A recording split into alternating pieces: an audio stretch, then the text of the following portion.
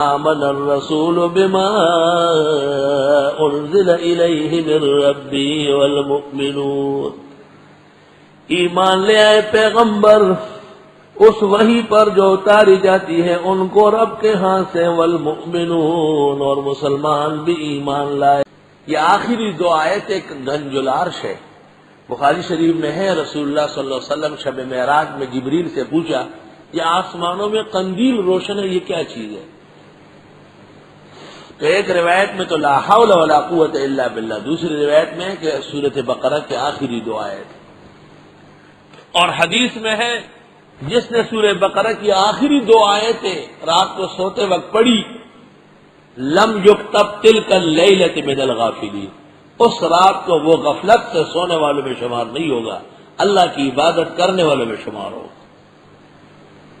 اس لیے ابن عمر کا عمل تھا کہ تدفین کے بعد مردے کے سرہانے فاتحہ اور بقرہ مفلحون تک پڑھتے اور مردے کی پینتی آمن الرسول سے اخیر تک پڑھتے۔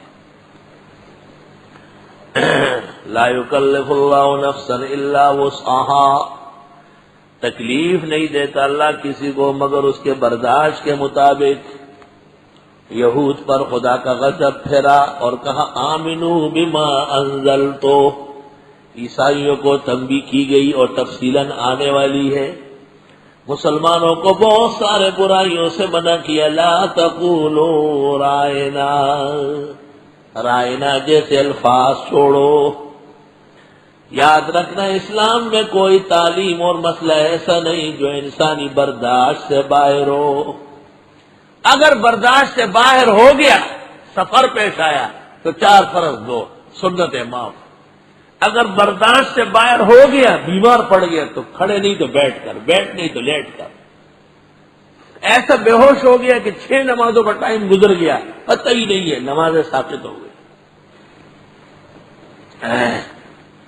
لا یکلف اللہ نفسا الا وسعها۔ علماء امت نے آیت سے استدلال کیا ہے کہ تکلیف ما لا یطاق نہیں ہے، یعنی اللہ کی طرف سے دین میں ایسا کوئی مرحلہ نہیں رکھا گیا جو انسانوں کے برداشت سے باہر ہے۔ ما جعل علیکم فی الدین من حرج، لا یکلف اللہ نفسا الا وسعها، لہا ما کسبت، نفس کی طرف راجع ضمیر سے مؤنث ہے، اس انسان کے لیے وہی فوائد ہے جو اس نے نیکیاں کمائی، وعلیہا، اور اس پر وبال ہوگا، مکتسبت، جو اس نے گناہ کمائے۔ اور جیسے سورہ فاتحہ کے اخیر میں منعومین کا ذکر تھا، یہاں بھی ان مومنین کے اوصاف جمیلہ اور جلیلہ ذکر کرے، اور جیسے وہاں آمین کے ذریعے دعا تھی، یہاں مستقل دعا ہے۔ ربنا لا تؤاخذنا ان نسینا او اخطانا، اے پروردگار نہ پکڑے ہم کو اگر ہم بھول گئے یا ہم چوک گئے۔ بھول گئے یا چوک گئے، بھول میں سنے سے یاد ہی نہیں رہتا، چوک میں یاد تو رہتا ہے، فعل کی قدرت نہیں رہتی۔ بھول تو اس کو کہتے ہیں کہ آپ نے کھایا پیا اور روزے کا خیال ہی نہیں رہا، اور چوکنے کا مطلب یہ کہ آپ نے منہ میں چاکلیٹ ڈالی نرم کرنے کے لیے بچے کے لیے، غلطی سے حلق سے اتر گئی۔ آپ نے پانی ڈالا کلی کرنے کے لیے، حلق سے اتر گیا، یہ چوک گئے۔ اس کو فقہاء کہتے ہیں خطا، فساد الصوم بالخطا، علیہ القضاء دون الکفارہ۔ اے اللہ ہم نہ پکڑیے ہم کو اگر ہم بھول گئے اور یا ہم چوک گئے۔ آپ کو اپنے والد صاحب نے کہا کہ جاؤ بازار سے یہ چیزیں لاؤ، مہمان آ رہا۔ آپ بازار چلے گئے، وہاں کھیل کود میں لگ گئے، پتہ ہی نہیں چلا۔ اب وہ بزرگ کسی اور کو ڈھونڈ رہا ہے، آپ کے بھولنے سے اس کا کام ہوا ہے نہیں۔ جب آپ ملیں گے تو کہتے ہیں ابا جی معاف فرمائیے، ربنا لا تؤاخذنا ان نسینا او اخطانا۔ اسکول کی بچیاں استانیہ ان سے سبق سنتی ہے، جب یاد نہ ہو تو سزائیں دیتی ہے۔ کوئی استانی جنگلی جانور ایسی تھی کہ وہ بچیوں کو اسکول کے اندر الماری میں بٹھا دی، تالا لگا دیتی تھی ڈرانے کے لیے، اور اندر کاغذ قلم سب موجود ہوتا کہ یاد کرے گی یا نہیں۔ اب بچی نے لکھنا شروع کیا کہ میں یاد کروں گی، میں توبہ کرتی ہوں، میرے سانس گھٹ رہا ہے، یہ ہو رہا ہے وہ ہو رہا ہے۔ وہ پرچیاں ڈال رہی ہے، استانی کو غصہ ہے، کہ اچھا یہ اتنی ضدی ہو گئی، معافی نہیں مانگتی، وہ پرچیاں بیچ میں اٹک رہی، نیچے نہیں آ رہی،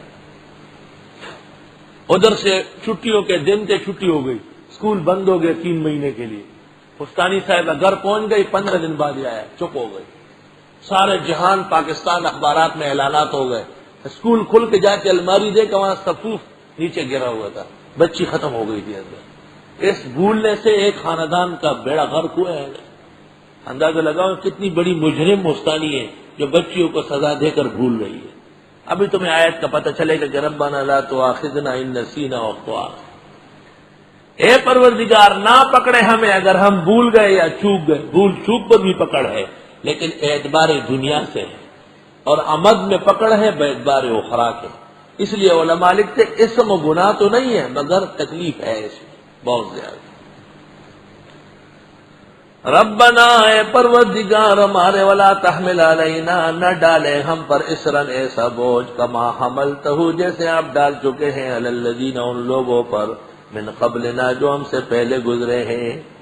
قسم قسم کے ان کے ہاں گناہ ہو جاتا تو دروازے پہ لکھ دیا جاتا، کپڑا پلید ہو جاتا تو کینچی سے کاٹا جاتا، جسم پلید ہو جاتا تو اس کو کورچنا پڑتا۔ 20 سے لے کر 40 تک اس قسم کے عتبات سے عتبات، ڈانٹ سخت، اللہ نے اس امت کو معاف فرما دیا۔ زکوٰۃ، خیرات، صدقہ کوئی کھا نہیں سکتا تھا، اس کو میدان میں ڈال لیتے تھے، جھلس جاتا۔ ربنا اے پروردگار ولا تحملنا ما لا طاقت لنا به، نہ ڈالیے ہم پر ایسا بوجھ کہ ہم میں طاقت نہ ہو اس کے اٹھانے کی۔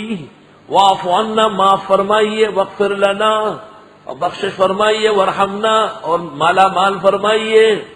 ایک حد تو سیئات ہے، گناہ معاف کرنا، اس کو کہتے ہیں عفو۔ ایک یہ کہ گناہ بھی معاف کیا پھر اس کا پردہ بھی کیا، غفران، ستر کہ ہاں اس طرح نہیں، چھوڑو یہ بات، اللہ اکبر۔ اس لیے علماء لکھتے ہیں گناہ سے توبے کے بعد گناہ کا ذکر جائز نہیں ہے، یاداشت بھی جائز نہیں ہے۔ علماء نے لکھا ہے کہ اگر کسی نے پوچھا کہ آپ کفر کر چکے ہیں تو یہ نہ کہے کہ ہاں، کہتے ہیں نہیں، نہیں، داڑھی منڈا چکے ہیں پہلے، جی ہاں بہت زمانے تھا، یہ کوئی بات ہے؟ کہا نہ، خیر دروغ مصلحت آمیز بہ ادراسی شرنگیز، ذکر معصیت خود معصیت ہے، معصیت کا ذکر بھی نامناسب ہے۔ نیت یہی کر لو کہ جب سے رکھی ہے اس وقت سے نہیں منڈائی، اور جب سے ایمان لایا ہو اس کے بعد کفر نہیں کیا ہے۔ مطلب یہ کہ اشتہار الکفر فی الاسلام اور اشتہار المعصیت سے توبہ کی ضرورت کیا ہے کہ آپ اس کو چھیڑ رہے ہیں، اور شرعاً ایسا سوال ناجائز ہے، یہ بھی سن لو۔ یہ پیر اس لیے جہنمی ہے کہ یہ مریدوں سے پوچھتے ہیں کیا کیا گناہ کیا ہے آپ نے اور کیا کیا، اور ہاں مہاں گنگی میں تنکے مارنا، اور شرائع کے علماء کہتے ہیں جو کیا ہے رب کے سامنے توبہ کر، معاملہ صاف کر، چک، کوئی ضرورت نہیں۔ عفو کے معنی حد السیئات، ختم کرنا، اور غفران کے معنی ہے ڈھکنا، پردہ رکھ، ورحمنا، پھر مالا مال کرنا۔ ایک آدمی نے جرم کیا، آپ نے معاف کیا، مگر سب کے سامنے نہیں، آپ نے ایسا ایک معاملہ کیا کہ اس کا پردہ رہ گیا، یہ واغفر لنا، اور آپ نے اس کو ایسا مالا مال کیا، ایسی نعمت ہے تاکہ دوستی کی کہ پتہ ہی نہیں چلا کہ وہ مجرم ہے، ورحمنا۔ اور یہ شان خداوند تعالیٰ کی، انت مولانا، آپ ہی ہمارے کارساز ہے، فانصرنا علی القوم الکافرین، ہماری مدد فرمائیے قوم کافروں پر۔ اس کے پورا خلاصہ اور مضامین کا اجمال اور پھر دوبارہ ایک جائزہ انشاءاللہ تعالیٰ کل ہوگا۔ آخر دعوانا الحمدللہ الحمدللہ رب العالمین، وصلی اللہ وسلم علی رسول الکریم ونبی الامین وعلی آلہ واصحابہ اجمعین۔ ربنا آتنا فی الدنیا حسنہ وفی الآخرۃ حسنہ وقنا عذاب النار۔ حضرت مولانا جمیل صاحب، مولانا نذیر احمد صاحب کی مغفرت کے لیے اور عالی درجات شہادت کے لیے دعا فرمائیں، اور اللہ تعالیٰ ان دہشت گردوں کو، قتال و صفاق کو بہت جلد اپنے قہر میں اور عذاب میں لے۔ حق تعالیٰ ان تنظیموں کو اور ایجنسیوں کو جن کی سرپرستی میں یہ ناکارہ افعال سرزد ہو رہے ہیں بہت جلدی بے نقاب فرمائے، اور ان کو شہ دینے والے اور ان کو موقع دینے والوں کو یا اللہ زندگی کا داغا کاٹ دے، خدایا بہت جلدی ان کو رسوا کر لے۔